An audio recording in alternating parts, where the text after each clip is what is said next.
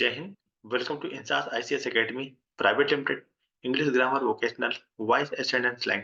आपको बताते हैं कि समय समय पर हमारे कंपटीशन में और बहुत सारे इंग्लिश ग्रामर में ऐसे ऐसे वर्ड आते हैं जिनकी अगर सही जानकारी ना हो तो उचित अंक भी नहीं मिल पाते हैं और साथ में स्पोकन में भी प्रॉब्लम आती रहती है। तो अपनी स्पोकन स्किल्स को बढ़ाने के लिए और ग्रामर के सही यूज को जानने के लिए यहाँ पे हमेशा कुछ नए नए कंटेंट बनाए जाते हैं और उन शब्दों की परिचर्चा की जाती है। तो आज का जो वर्ड है ये विशेष रूप से एज़ फॉलोज़ है। एज़ फॉलोज़ की अगर हम हिंदी देखें तो इसका मतलब होता है निम्नलिखित अनुसार। तो इसको पहले हम लोग जानेंगे कि इन दोनों में अंतर क्या आता है। तो इसका अगर हम हिंदी निकालते हैं तो इसका मतलब होता है निम्नलिखित अनुसार।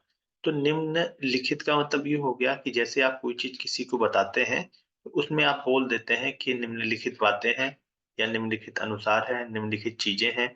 तो एज़ फॉलोज़ का मतलब होता है निम्नलिखित अनुसार। अब इसमें एक चीज़ हमेशा याद रखिएगा कि कभी भी इस वर्ड को एज़ फॉलो नहीं लिखा जाता है। ये चीज़ हमेशा याद रखिएगा क्योंकि ये जो वर्ड है, ये रॉन्ग माना जाता है। जब भी लिखा जाएगा एज़ फॉलोज़ लिखा जाएगा। अब बात हम वर्ब की कर लेते हैं। अगर प्लूरल कोई भी चीज़ें आ रही हैं, तो उसके साथ हमेशा प्लूरल वर्ब आएगी और अगर कोई सिंगुलर आ रहा है, तो उसके साथ हमेशा सिंगुलर वर्ब यूज़ की जाती है। तो यहाँ पे सिंगुलर और प्लूरल का जो चक्कर है, वो ये है कि आपको शब्दों पे ध्यान देना होगा कि वहाँ पे एस लगा है या नहीं लगा है। अगर एस लगा होगा, तो वहाँ पे जो वर्ब आएगी प्लूरल की होगी और अगर एस नहीं लगा होगा, तो वहाँ पे जो वर्ब आएगी हमेशा सिंगुलर की आएगी। तो ये जो एस का मतलब है ये प्लूरल बन जाता है और एस नहीं लगता है तो वो चीज़ें सिंगुलर की रहती हैं। एज़ फॉलोज़ लिखने का ये तरीका है, कभी भी एज़ फॉलो नहीं लिखा जाता है। एज़ फॉलोज़ की हिंदी क्या होती है? निम्नलिखित अनुसार या निम्नलिखित तरीके से। तो the condition are as follows. तो जो कंडीशन है, जो स्थिति है, आर एज़ फॉलोज़ है, वो निम्नलिखित अनुसार है। तो इसका मतलब क्या हुआ? जो स्थिति है, वो निम्नलिखित अनुसार है।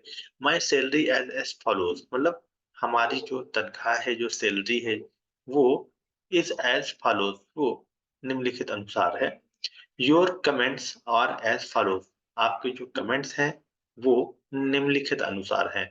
तो यहाँ पे जो एस बताया जा रहा है, इसका मतलब ये हो गया कि आपको हमेशा सिंगुलर और प्लूरल का ध्यान देना पड़ेगा और सिंगुलर और प्लूरल का जब आप ध्यान देंगे, तो बहुत सारी बातें ऐसी आती हैं, जिनके आपको अगर सही से पता होगा, तो वो चीज़ें भी आपके लिए ज़्यादा अच्छी होंगी।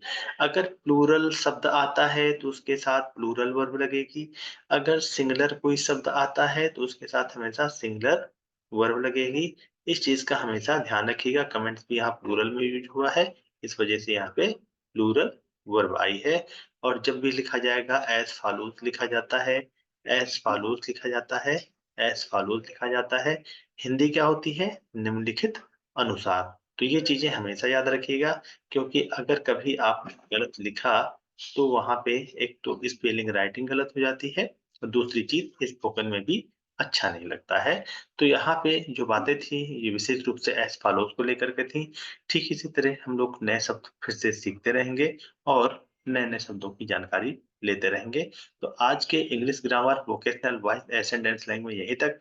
मिलते हैं नेक्स्ट सेगमेंट में नए तथ्यों, नए विश्लेषणों के साथ। तब तक के लिए INSAS ICS academy private limited की तरफ से जय हिंद, जय भारत।